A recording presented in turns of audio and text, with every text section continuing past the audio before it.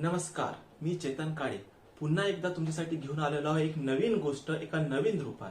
आणि आजची गोष्ट ही अतिशय हृदयद्रावक आहे, अतिशय मन हलवून टाकणारी आहे. आणि गोष्टीचे सगळं तात्पर्य आईवर.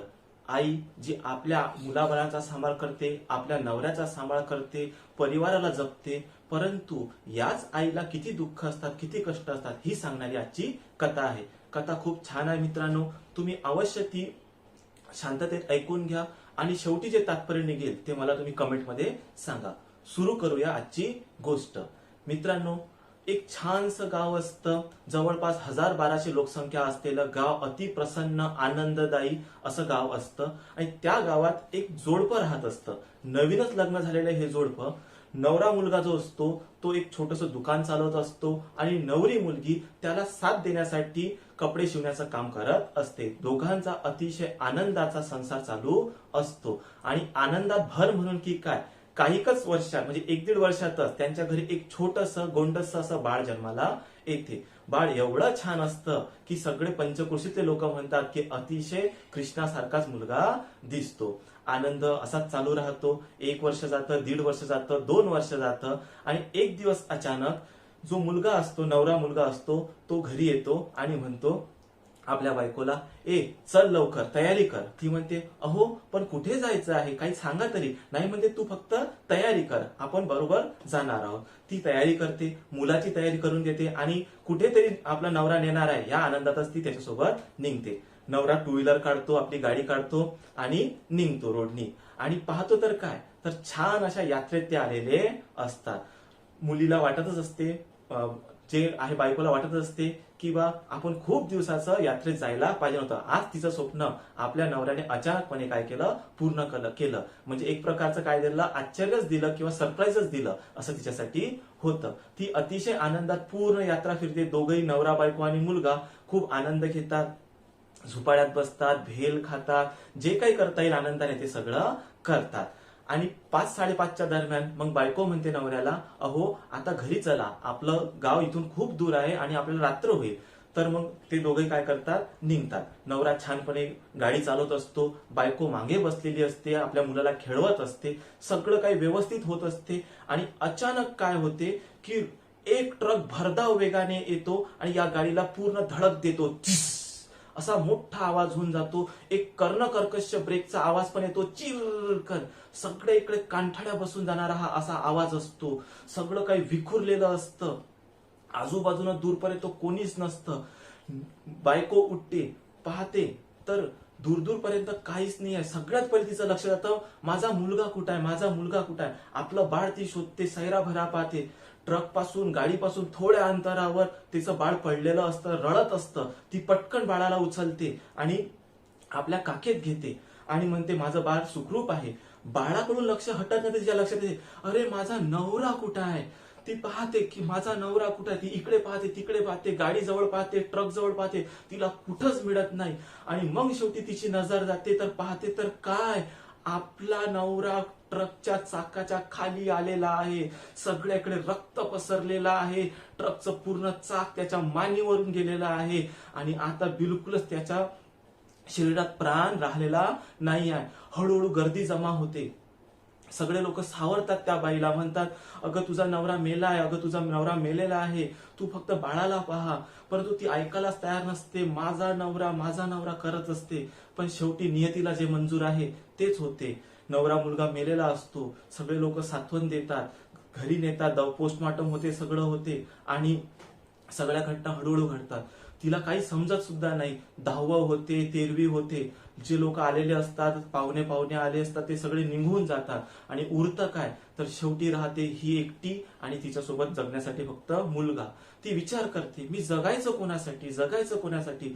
पण नाही, माझा मुलगा आहे, त्याच्यासाठी मी जगणारच.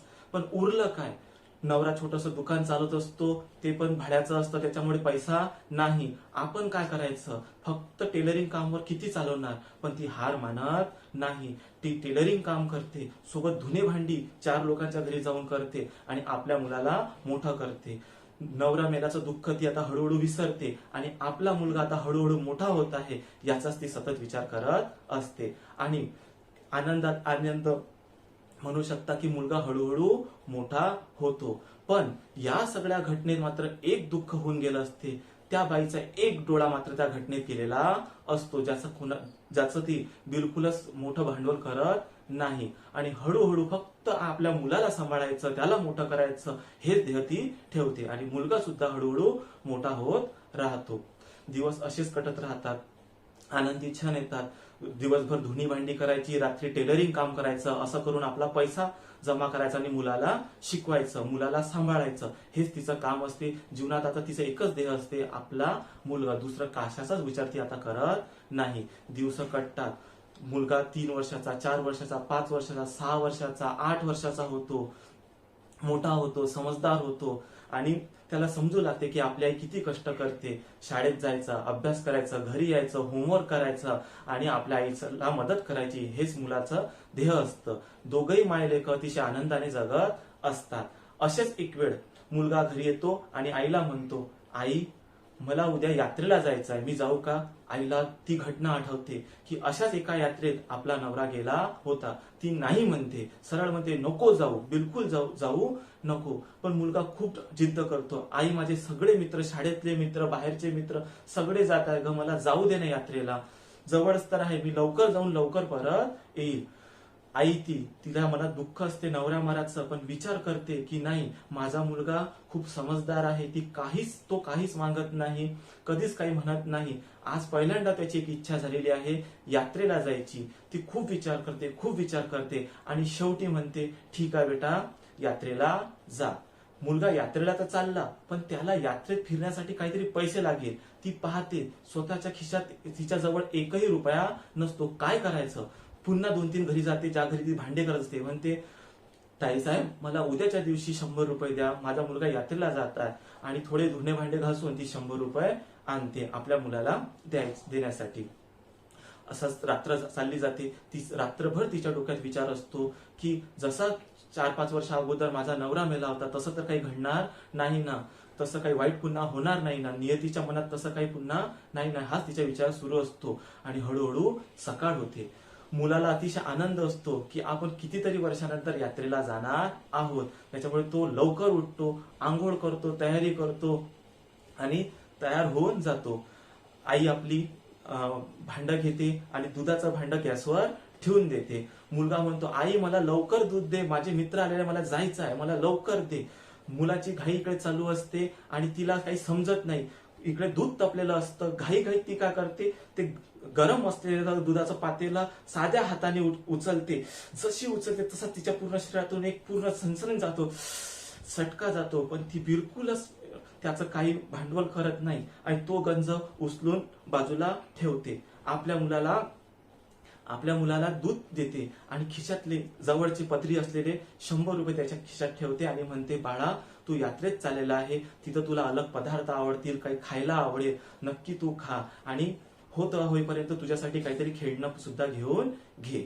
मुलगा जातो आपल्या मित्रांसोबत, दिवसभर यात्रेत फिरतो. यात्रेत सगळं काही पाहतो, झुला पाहतो, भेल पाहतो, पेढा पाहतो, आईस्क्रीम पाहतो, सोडा पाहतो, व्हिडिओ गेम पाहतो. परंतु त्याच्या डोक्यात एकच विचार असते, सकाळी आपल्या आईचा हात भाजला होता दुधाने, तर तो पुन्हा भाजू नये, हाच त्याच्या डोक्यात काय ते विचार असते. आणि मुलगा अशी एक वस्तू घेतो की जेणेकरून आपल्या आईला काय झाला पाहिजे, आनंद झाला पाहिजे. इकडे आई संध्याकाळ होते, आई वाट पाहत असते की आपला मुलगा कधी येईल, कारण की ती घटना 5-6 वर्ष अगोदर तिच्या डोक्यात घर करून गेलेली असते. सतत दरवाजाकडे तिचं लक्ष असते, कधी अंदर कधी बाहेर असं ती फिरत असते. आणि अचानक आपला मुलगा अतिशय आनंदात काय येते, आईच्या जवळ येते. आई मी आलो. मुलाला पाहून आई पण खुश होते आणि लवकरच त्याला काय करते, कवटाळते आणि म्हणते बेटा काय काय केलं यात्रेत मला सांग ना. मुलगा खूप आनंदाने सांगतो, आई खूप मोठी यात्रा होती, एवढी मोठी यात्रा मी आजपर्यंत कधी पाहिली नाही, आपल्या गावातल्या यात्रेपेक्षा पण खूप मोठी यात्रा होती. काय काय होतं रे, आई विचारते. आई सगळं काही होतं, मोठा झोपाळा होता, भेलची दुकानं होती, आईस्क्रीमची दुकानं होती, पेढ्याची दुकानं होती, चिवड्याची दुकानं होती. मग आई हळूच विचारते मग तू काय घेतलं रे. मुलगा हळूच एक चिमटा बाहेर काढतो. आईच्या डोळ्यातून चटकन पाणी येते. माझ्या मुलानं दिवसभर भेळ पाहिली, झोपाळा पाहिला, झुले पाहिले, परंतु आणलं काय? एक चिमटा, एक सांडशी. म्हणजे माझ्या मुलाला माझं खूप महत्व आहे, माझं प्रेम त्याच्या मनात दाटून भरलेलं आहे. आईचं आणि मुलांचं प्रेम असंच वाढत जातं. पण हळूहळू आता मुलगा मोठा होतो, 5वीतून 8वीत जातो आणि त्या गावात फक्त 7वी पर्यंत शाळा असते, म्हणून एका बाहेरच्या गावात त्याला शिकायला जावं लागतं किंवा जायचं काम पडतं. परंतु तोपर्यंत अजून एक घटना घडलेली असते. सतत काम केल्यामुळे आणि सतत शिलाईचं काम केल्यामुळे आता आईचा जो एक डोळा पहिलेच भोकणा होता, दुसऱ्या पण डोळ्यावर काय झाला, त्याचा असर झाला आणि दुसरा पण डोळा आता हळूहळू अधू होऊ लागला. तिला बरोबर दिसत नव्हतं, पण तरीही ती माऊली आपलं काम करतच होती. परंतु शेवटी समाज आहे, समाजातील लोक कधीच चांगली नसतात किंवा चांगली असूनही चांगले वागू शकत नाही. मुलं सतत या मुलाला चिडवत असतात, तुझी आई भोकणी आहे, तुझी आई भोकणी आहे, तुझी आई भोकणी आहे. त्याच्या डोक्यात सतत असतं की माझी आई आंधळी आहे, ती विद्रूप आहे, ती भोकणी आहे. हा डोक्यात त्याचा आता विचार येऊ लागतो. कालपर्यंत आईला अतिशय मनापासून प्रेम करणारा मुलगा आता कुठेतरी हळूहळू आईचा तिरस्कार करू लागला. पण त्या मुलाने कधी तो तिरस्कार दाखवला नाही. तो खूप मेहनती होता, जिद्दी होता. त्याने ठरवलं की आपण खूप अभ्यास करायचा आणि चांगलं काही करायचं, आणि तो तसाच करतो. 10वीला जातो, खूप मेहनत करतो आणि पहिल्या नंबरनं पूर्ण शाळेतून येऊन आपल्या आईचा मान वाढवतो. आणि आता काय होतं की पहिला आल्यामुळे शाळेतले मुख्याध्यापक म्हणतात, बेटा म्हणते की तुला तुझ्या आईला बोलावं लागेल किंवा तुझ्या वडिलांना बोलावा लागेल. तर तो विचार करतो, अरे काय करायचं, आईला किंवा वडील तर आपल्याला नाही आहे आणि आईला बदलवलं तर इथे माहीत पडून जाईल की आपली आई कशी आहे, विद्रूप आहे, कुरूप आहे, डोळ्याने अधू आहे, भुकणी आहे. त्याच्यामुळे त्याला ते नको असतं. तो विचार करतो, खूप विचार करतो की काय करायचं. आणि मग आपलं पूर्ण सामान घेऊन, कपडे घेऊन घरातून निघून चालला जातो. आईला समजतच नाही, आपला मुलगा जो गेला तो आलाच नाही, कुठे गेला असेल. 1 दिवस जातात, 2 दिवस जातात, 1 वर्ष जातं, 2 वर्ष जातात, 3-4 वर्ष निघून जातात.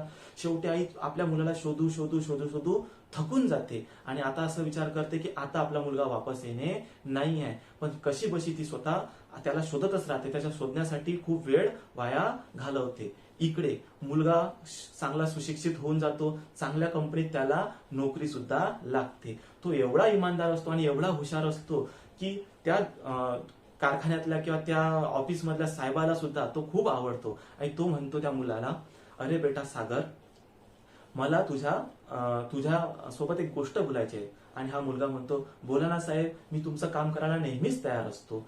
आणि तो साहेब म्हणतो, बेटा तू एवढा छान आहे, हुशार आहे, मला असा विचार आहे की माझ्या मुलीसोबत तूच लग्न करावं.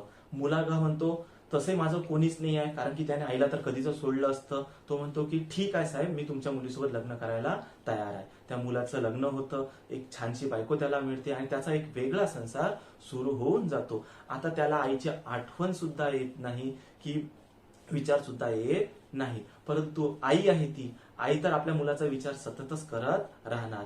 ती पुन्हा मुलाला शोधत जाते आणि एक दिवस अचानक तिला माहित पडते की आपला मुलगा मुंबईला इथे राहतो. ती पटकनच काय करते, सामान गुंडाळते, आपलं छोटस एक गाठोडं घेते, अंगावर आता कपडे घालते आणि निघून जाते. पण गरिबीतली बाई ती आता तेवढे चांगली तर दिसणार नाहीच, परंतु मुलांच्या समोर कशी जाणार म्हणून मोठ्या मुश्किलने ती सांभाळून चालली जाते आणि मुलाला शोधते. मुलाचा आता मोठं घर झालेलं असतो, एक छान फ्लॅट तयार झालेला असतो. आणि असंच एक दिवस सकाळी काय होते की मुलगा ऑफिसला जायची तयारीत असतो, त्याला सुद्धा एक छोटासा मुलगा झालेला असतो, तो पण शाळेला जाण्याची तयारी करत असतो. आणि त्याची बायको ही स्वयंपाक वगैरे करून आपल्या बाळाला आणि नवऱ्याला डब्बा करून देत असते. आणि अचानक तेव्हा एक बेल वाजते, टिंग टॉंग करून. आणि सगळे बिझी आहे, बायको बिझी आहे, आपला छोटा मुलगा कपडे घालत आहे, बूट घालत आहे, याच्यात बिझी आहे. म्हणून हाच मुलगा काय करतो, दरवाजा उघडतो. दरवाजा उघडल्यावर त्याला समोर दिसते एक दोन्ही डोळे जवळजवळ अधू झालेली व्यक्ती, अंगात अतिशय गलिच्छ असे कपडे घातलेली एक स्त्री समोर उभी आहे.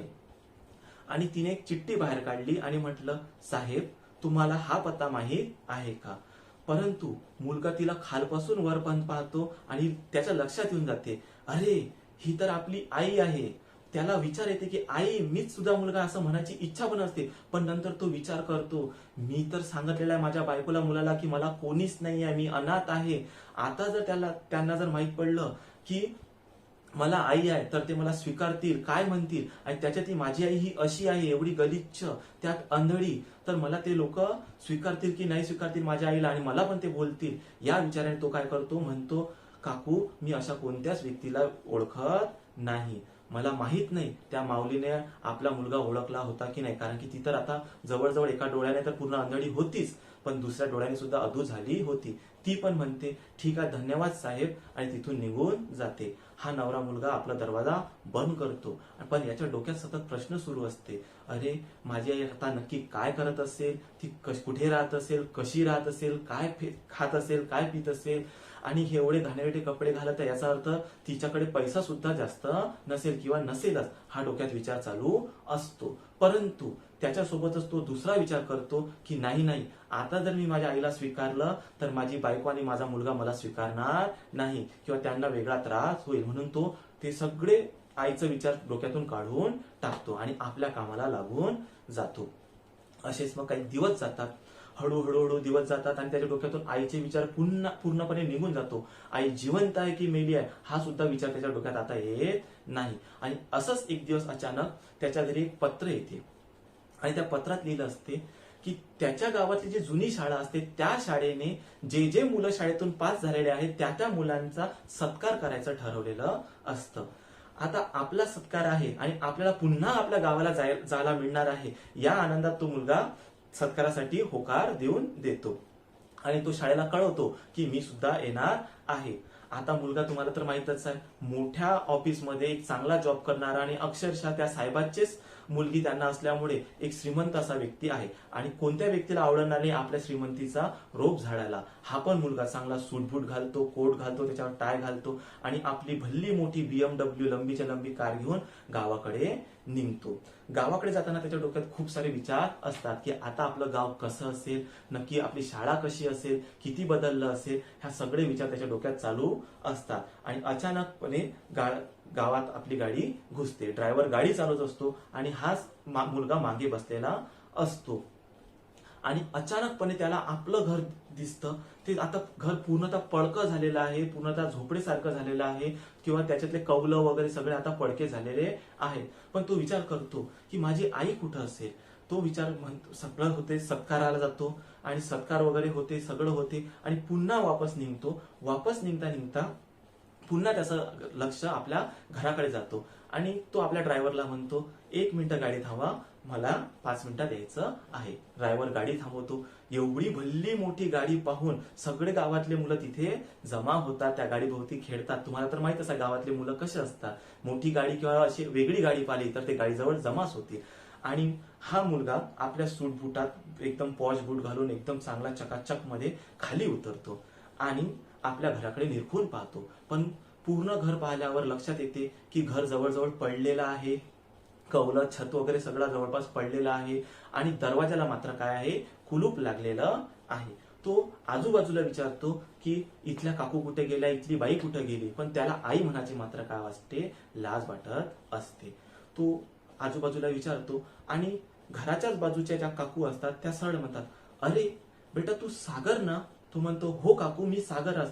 त्या बाई म्हणते अरे बापरे किती मोठा झाला रे म्हणते, पण तू अचानकपणे सोडून गेल्यामुळे तुझी आई मात्र खूप सैरभैर झाली होती, तुझा सतत विचार करत होती आणि तुझ्या शोधात ती निघाली तर वापस परत आली नाही. तर तो मुलगा म्हणतो काकू याचं कुलूप, या कुलपाची चाबी तुमच्याकडे आहे का. तर ती म्हणते हो हो हो, तुझ्या आईने आठवणीने ही चाबी माझ्याकडे ठेवली होती आणि ती म्हणाली होती की जर माझा मुलगा परत आला तर त्याला ही चाबी नक्की द्या. तर तो चाबी घेतो आणि आपला दरवाजा उघडतो. उघडल्याबरोबर थोडा धूर उडतो, अंदर काही कबूतर वगैरे असतात ते पण उडून जातात, 1-2 घुशी उंदर असतात ते पण बाहेर निघतात. आणि तो घरात पाहतो, घर जवळजवळ तसंच असतं जे जुन्या आठवणीतलं असतं. सगळ्या वस्तू जवळजवळ तशाच ठेवल्या असतात जशा तो घर सोडून जाताना त्याने ठेवलेल्या असतात. तो एक एक करत आपलं घर पाहतो, आईचं किचन पाहतो, आईची खोली पाहतो, त्याची छोटीशी खोली पाहतो आणि त्या खोलीत एक कपाट असतं आणि त्याला आठवते, अरे हो, लहानपणी असताना या कपाटात मी माझी पुस्तकं ठेवायचो आणि माझी ती जुनी पेटी, लोखंडी पेटी जी असती, जुन्या काळात एक जर्मनची पेटी राहायची, ती पेटी मी पुस्तकं ठेवासाठी वापरत होतो किंवा दप्तर म्हणून वापरत होतो, ती पेटी मी इथे ठेवायचो. तो आपलं कपाट उघडतो. कपाटात पण थोडा धूर असतो, त्याची लहानपणीचे ते कपडे पण असतात, थोडे जुने पुस्तकं पण असतात आणि ती पेटी सुद्धा असते. आणि त्याच कपाटात एक चोर कप्पा असतो, एक आतला कप्पा असतो, त्याच्याकडे पण त्याचं एक लक्ष जाते.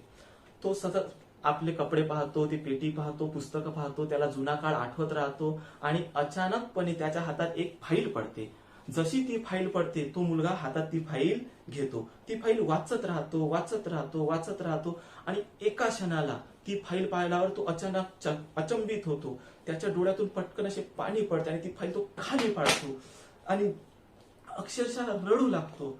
नक्की काय केलं मी? माझ्या आईला सोडून गेलो, असं का बरं पाप मी केलं, असं डोक्यात त्याचा विचार सुरू असते. आणि का बरं तो एवढा दुःखी असतो मित्रांनो? तर एक गोष्ट त्या फाईलमध्ये लिहिली असते. ती फाईल असते 20 वर्ष अगोदर, 25 वर्ष अगोदर झालेल्या त्या ऍक्सिडेंटच्या वेळेसची. आणि त्या ऍक्सिडेंटच्या वेळेस त्या माऊलीचा डोळा गेला नव्हता, तर या बाळाचा डोळा गेला होता आणि माऊलीनं तो डोळा त्याला दान केला होता.